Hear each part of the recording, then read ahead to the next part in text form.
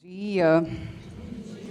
É um prazer estar aqui com vocês. Eu sou Letícia, lá de Goiânia. Sou mineira, mas moro em Goiânia. E já me sinto goiana também. Bom, o meu tema que me inspirou, a falar dele aqui hoje, somos nós, mulheres. Esse feminino que está adoecido no século XXI diz respeito a esse papel que nós temos desempenhado hoje nas nossas casas, nos nossos trabalhos.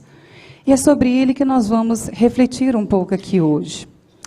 Bom, o Congresso, desde o início, desde ontem, tem falado muito sobre a importância da religiosidade, da religião. E eu gostaria de perguntar para vocês, mulheres, nós mulheres, de que forma nós temos cultivado dentro de nós o nosso altar. Eu acho que nós temos esquecido de cultivar a presença da gente com a gente mesma.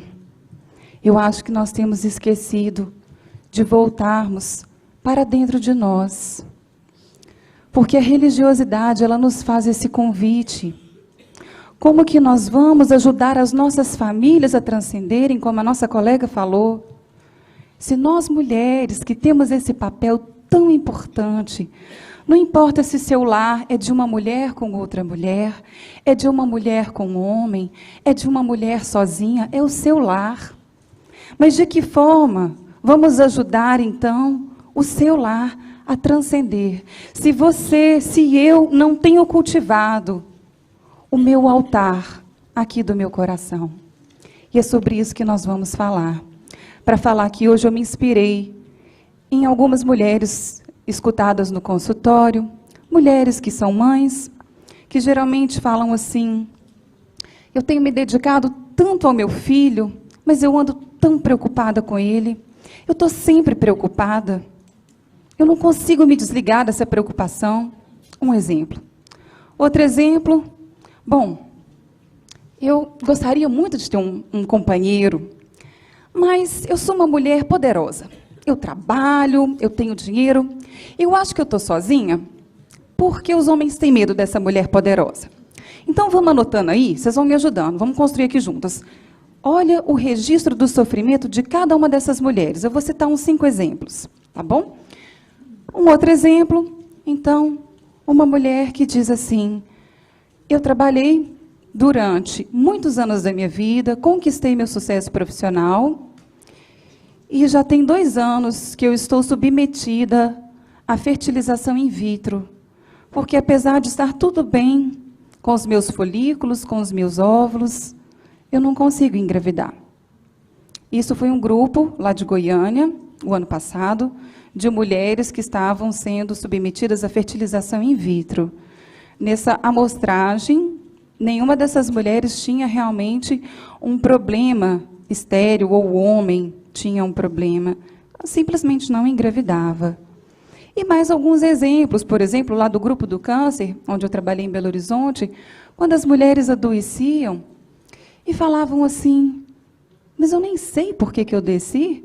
E às vezes a gente perguntava: mas você não sofreu alguma decepção aos 5 anos, 6? O que você vem acumulando aí nos seus registros de inconsciente? Porque as pessoas acham que estão bem resolvidas, porque elas falam assim: não, eu estou bem resolvida, porque se eu não estou lembrando de nada, é porque eu estou ótima. Gente, mas o inconsciente, ele faz justamente isso. O que ele faz? O que Freud mostrou para nós? Que aquilo que nos angustia, ele vai fazer de tudo para esconder da gente mesmo. Então, tem gente que fala assim: não, mas eu estou muito bem com a minha mãe, estou ótima. Vou lá na casa dela, a gente conversa, eu cuido dela. Mas aí, quando você vai escutar melhor essa pessoa, qualquer coisinha que acontece, ela clica lá no arquivo do abandono, da sensação de abandono, que ela teve em pequenininha com a mãe. Aí eu pergunto para vocês: mas ela se resolveu? Porque a gente fica achando, que se espiritualizar, se conhecer, é como se diz, ela é um manual, aprendi e estou ótima. Não. Para a gente construir esse altar íntimo, que nós mulheres precisamos e merecemos fazer isso. Nós temos um papel diferenciado nessa sociedade. Mesmo se você, não tem filho, mesmo se você decidiu não ser mãe nessa vida, Nós somos as únicas que podemos passar a vida para frente, que podemos gestar uma vida. Então, é da nossa natureza sermos mais cuidadosas. Mesmo se for uma mulher mais ativa, né, mais masculina, mas o jeito que a gente olha para o outro é diferente dos homens. Olha as meninas brincando. Aí a menina pega uma coisinha, brinca com a outra e fala, me ajuda. A outra fala assim, ajudo. Mesmo se ela estiver brincando de carrinho, uma está sempre colaborando com a outra. Mas olha os meninos brincando. Vamos ver, então, quem corre mais que o outro? Vamos ver quem faz isso primeiro do que o outro? É mais competitivo, é da natureza deles. Mesmo se ele tiver uma alma mais feminina também. Então, não tem como a gente negar, né, isso que está no nosso corpo, está na nossa genética. Eu convido vocês, então, a compreenderem o que realmente Kardec quis dizer para nós, lá no Livro dos Espíritos, sobre os papéis do homem e da mulher, e o que a psicologia pode nos ajudar. Então, aqui, nesses exemplos que eu passei para vocês, nós temos diversos tipos de sofrimento. Mas vocês acham que, dentro desses exemplos que eu passei para vocês, tem algo em comum dessas mulheres? Quem acha que sim, levanta a mão. Vocês acham que são questões completamente diferentes? Só uma pessoa acha que sim? Eu vou, então, passar aqui para frente. E aqui depois eu volto, vou precisar voltar. Bom, então nós temos de lá. Faço tudo no automático. Como pude adoecer? Eu nem sabia que eu sofria. Aí a outra vira e fala assim, tenho um ótimo marido, filhos maravilhosos. Ele nunca me cobrou nada. Mas desde que os filhos foram fazer faculdade fora, não encontrei a minha alegria de volta. Letícia, eu não desligo desses filhos. Ou então aquela mulher que está super bem sucedida, né? Essa que às vezes bateu asa, saiu de casa, ela se sustenta, ela nem se permite descansar. E parece que esse é o nosso sintoma, hoje, da atualidade. A gente está aqui no Congresso, a gente não consegue ficar aqui. Não, porque eu tenho que ir lá para outra palestra. Não, porque agora eu tenho que responder uma mensagem no WhatsApp. Eu não me acalmo. Eu não consigo ficar comigo. Então, eu pergunto para vocês, nós estamos sofrendo de quê? De que nós estamos sofrendo? De ansiedade. O que mais?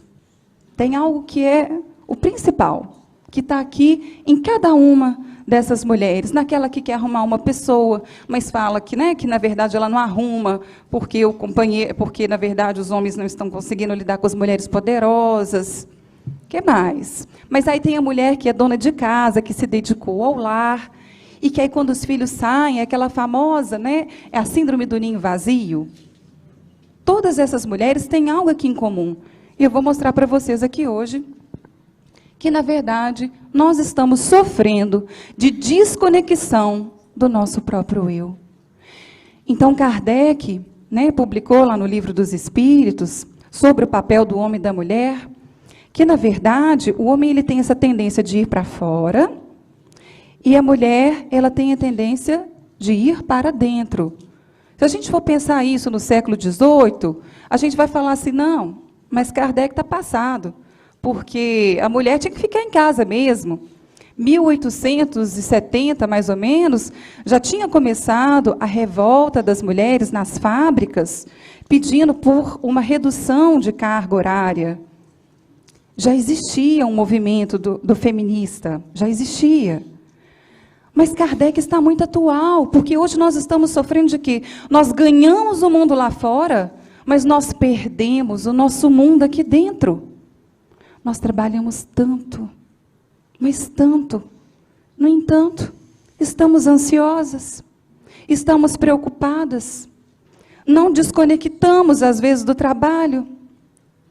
E aquelas mulheres que decidiram cuidar da família, elas também estão felizes? Não é o que eu estou vendo no consultório.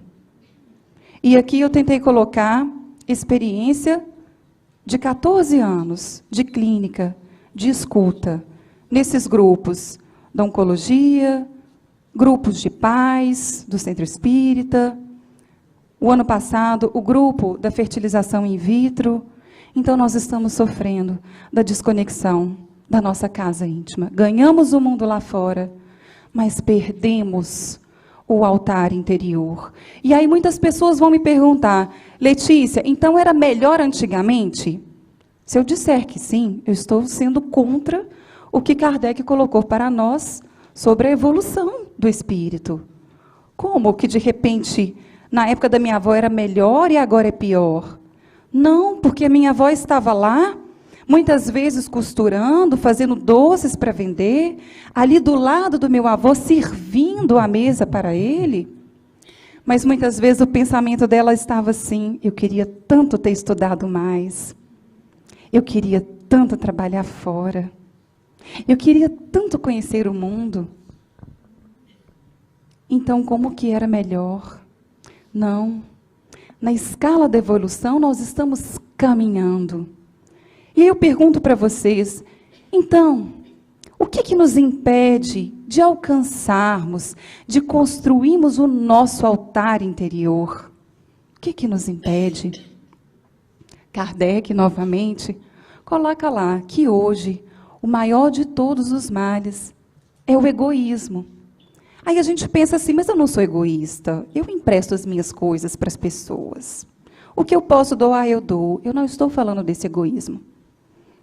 À medida que a ciência vai se atualizando, a gente vai tendo um novo olhar sobre a leitura de Kardec também.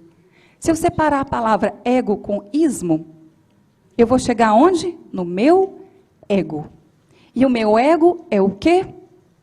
São as construções que eu faço e que aquilo passa a valer para o resto da minha vida reencarnado. Então, olha que interessante. Então, vamos supor, isso foi uma frase que eu escutei antes de vir para cá, antes de viajar. Uma mãe falou assim para mim: Letícia, eu sou uma mãe muito bem resolvida, porque eu não precisei trabalhar fora, tive um marido ótimo, mas eu falei para minha filha trabalha, não dependa de homem.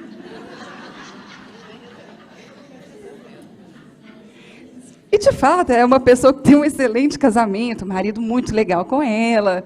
E, assim, não é um marido, né, que é com pão duro, não, ele libera o dinheiro. Mas, olha, o que estava contido na fala dessa mulher. E eu pergunto para vocês, ela se resolveu com as antepassadas dela? Ué, Letícia, mas agora eu vou ter que me resolver com os meus antepassados? Já existe na psicologia hoje um estudo sobre transgeracionalidade, traumas transgeracionais. O EMDR tem trabalhado muito com isso, a terapia sistêmica também. E olha que interessante, muitas vezes, né, muitas vezes a avó dela falou isso para a mãe dela, a mãe guardou e de alguma forma passou isso. Ela teve um bom casamento, mas na hora que ela olhou para essa filha, eu pergunto para vocês, ela estava conectada no altar íntimo dela? Ela estava olhando para quem? Possivelmente para a bisavó, para a tataravó. Então, olha como que é difícil, gente, fazer a tal da reforma íntima. Olha o que Kardec quis dizer com o tal do egoísmo, o nosso egoísmo. Olha o poder do nosso ego. Outro dia eu estava trocando de canal na televisão, aí era um canal, eu não sei se era um canal espírita, evangélico, católico, não me lembro. Passei correndo, e aí ela falava assim numa voz mansa, depois a outra entrou, falou numa voz mansa. Eu falei, gente, eles estão achando que ser mulher e ser feminina é isso, né? Que o papel feminino é isso. Isso é ego, isso é construção. Não, porque para eu exercer o melhor do meu papel feminino, eu tenho que ser assim, assim, assado. Olha, não dá mais tempo da gente pensar assim, não. Para a gente conseguir achar, então, o nosso altar íntimo e construir, eu preciso também entender, compreender, silenciar dentro de mim, percebendo aquilo que ainda atua no meu comportamento, porque eu não percebo. E essa pessoa que disse assim, não, mas eu falei para minha filha, você escolhe uma profissão boa para dar dinheiro, não dependa de homem, não. Ela não estava magoada com o marido. Possivelmente também não estava magoada com o pai, porque o pai parece ter sido bem legal com a mãe dela também. Mas aquilo parece ter sido um trauma transgeracional, que vem de geração para geração. E ela acabou passando aquilo para a filha. Então, imagina, quando nós mulheres, porque eu também preciso cultivar o meu altar íntimo. Por isso que para mim foi um presente poder falar desse tema aqui hoje. Porque acaba que quando a gente monta a palestra, a gente é obrigada a refletir sobre o tema. Eu também preciso olhar para mim. Então, imagina quando a gente conseguir construir o nosso altar íntimo, imagina como é que eu vou poder olhar para o outro como uma projeção do meu ego? Cheio de dores, cheio de scripts, não, porque tem que ser desse jeito. Ou eu vou conseguir realmente olhar e receber esse todo?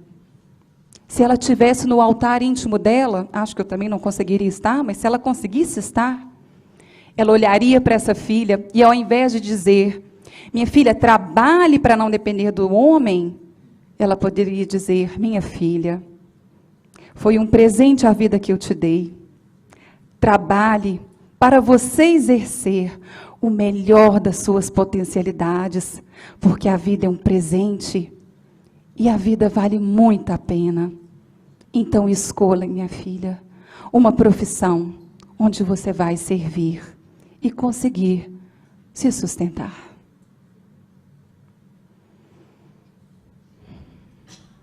Isso seria uma mulher conectada com seu altar íntimo. Mas não é o que a gente vê.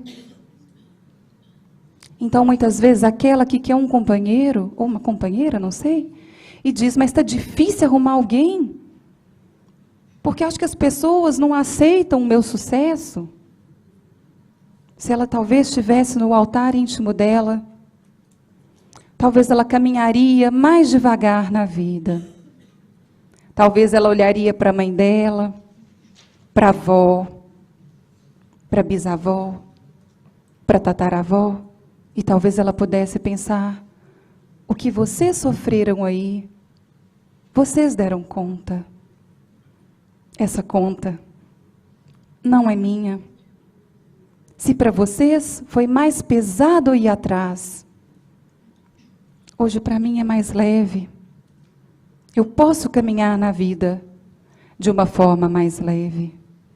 Porque muitas vezes o que nós observamos, que a gente ainda está com raiva, que o nosso feminino ainda está ferido. Graças a Deus conquistamos muitos papéis, conquistamos espaços na nossa sociedade, mas precisamos voltar para o nosso altar íntimo e rever aquilo que o nosso feminino está adoecido, onde dói. Porque é claro que nós carregamos dores de outras vidas. Mas não adianta só conquistar a sociedade aqui fora. Está na hora de cicatrizarmos as feridas que foram feitas no nosso passado, que estão atuando aqui até hoje. Vocês querem ver como isso se reflete? Aí, de repente, eu começo a trabalhar muito, começo a ganhar mais que o companheiro. Olho para ele e falo, ó, banana, viu? Sou muito mais forte, sou eu que faço tudo aqui sozinha. No fundo, eu estou desmerecendo aquela pessoa. Então, eu ainda estou magoada, sem saber que eu estou magoada. Construir o nosso altar íntimo é revermos realmente aquilo que atua em nós e que nós não percebemos. Às vezes uma dor que vem lá de trás, às vezes uma revolta que vem lá da avó, mas que foi sendo cultivada de geração para geração. E nós estamos aqui, querendo brigar com coisas que já se passaram. E não acalmamos o coração. Então imagine a sociedade que nós poderemos ter quando estivermos dentro do nosso altar íntimo. Estar dentro desse altar íntimo é aprendermos a costurar as nossas feridas, as nossas mágoas, porque aí sim nós conseguiremos olhar para o outro não a partir do meu ego, mas a partir daquilo que ele é e daquilo que ele precisa.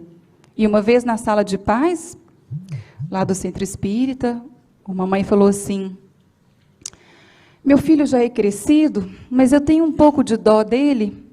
E ela ficava vibrando nessa dó, mas ela mesma não percebia. Ah, eu não sossego. Poxa, o pai não procura, ele podia ter tido um pai melhor.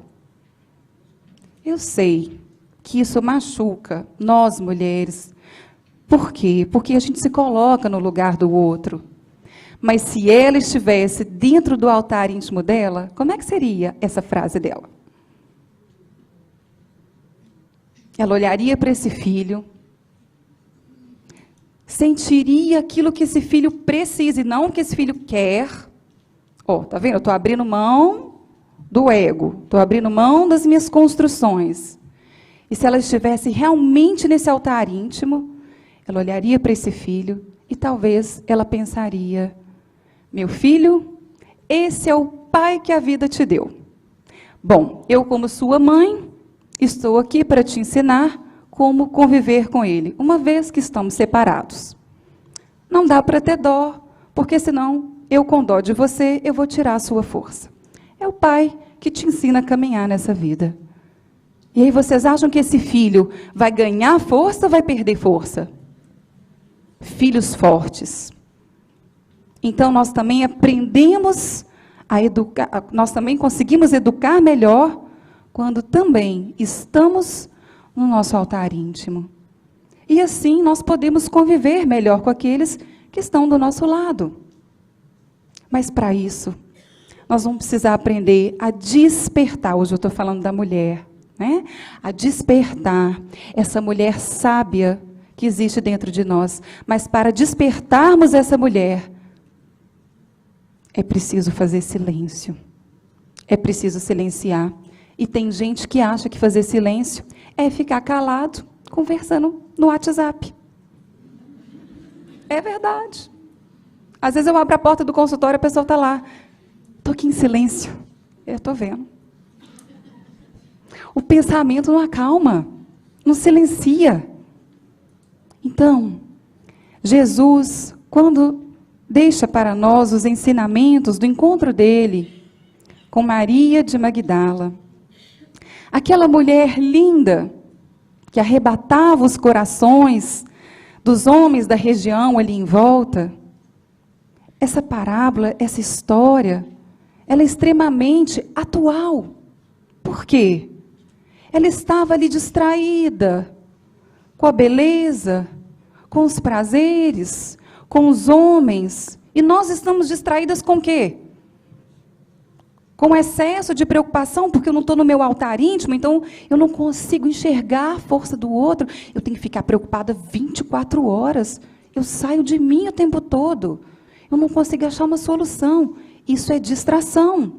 Quando eu tenho excesso de preocupação, é distração. Vocês conseguem entender quando eu falo isso? Então não está muito diferente. Então quando Jesus quando ela vai ao encontro de Jesus, o que na verdade ele faz com essa mulher e que nós podemos então utilizar desse exemplo para fazer com a gente? Ele convoca essa mulher para existir dentro do altar dela. E ela então vai para dentro do coração dela, segue as suas intuições. E de repente, no dia certo, na hora certa, ela encontra o momento de servir junto aos leprosos. O convite que Jesus deixou para nós com essa história é de aprendermos a despertar dentro de nós essa mulher, essa sabedoria, porque o mundo precisa de nós. Nós temos esse papel importante na sociedade. As pessoas falam que eu sou sonhadora, e eu tenho sonhos mesmo. E eu vou contar para vocês um dos meus sonhos. É a gente também mostrar um dia para a sociedade que nós precisamos realmente receber bem quando trabalhamos fora, e justamente para poder ficar um pouquinho mais de tempo nos nossos lares, independente se você tem filho ou não. Para quê? Para cultivarmos naquele momento uma aproximação do nosso coração. É disso que nós estamos precisando. Eu gostaria de fechar com um poema que eu achei, da Cecília Meirelles, que ela fala da Dona Contrariada. Não sei se vocês conhecem. E quando eu li esse texto, eu falei, mas que texto mais besta. É porque antigamente as mulheres ficavam costurando, não tinha mais nada para fazer. Olha a minha dor atuando aí, me tirando do meu centro. Não é assim? Então, olha que lindo. A Dona Contrariada. Ela estava ali sentada, do lado que faz sol posto, com a cabeça curvada, um véu de sombra no rosto. Suas mãos indo e voltando por sobre a tapeçaria, paravam de vez em quando, e então acabava o dia. Seu vestido era de linho, cor da lua nas areias. Em seus lábios, cor de vinho, dormia a voz das sereias. Ela bordava, pássaro da altura, e a sombra pousou no pano, como no mar da ventura, a vela do desengano. Ela parou de cantar, desfez a sombra com a mão, depois seguiu a bordar na tela a sua canção. Vieram os ventos do oceano, roubadores de navio, e desmancharam-lhe o pano, remexendo-lhe nos fios. Ela pôs as mãos por cima, tudo compôs outra vez. A canção pousou na rima, e o bordado assim se fez. Vieram as nuvens turvá-la, recomeçou a cantar. No timbre da sua fala ainda havia um rumo de mar. O sol dormia no fundo, fez-se a voz, ele acordou, subiu para o alto do mundo. E ela, cantando, bordou. O meu convite é para que nós, mulheres, possamos bordar as nossas feridas, que aquilo que vier de difícil com a vida, com as experiências, que possamos voltar para o nosso íntimo. E para fechar, nós não temos uma agulha aqui, nem um pano, para bordar as nossas feridas. Mas vocês sabem cantar? Ou estamos muito sérias aqui hoje? Um pouquinho. Vocês se lembram daquela música? Vocês conseguem cantar comigo? Como uma forma de oração, abordar o nosso coração? Não sei cantar, mas vocês podem me ajudar. Deixe-me ir, preciso andar, vou por aí a procurar, ir pra não chorar. E se alguém por mim perguntar, diga que eu só vou voltar.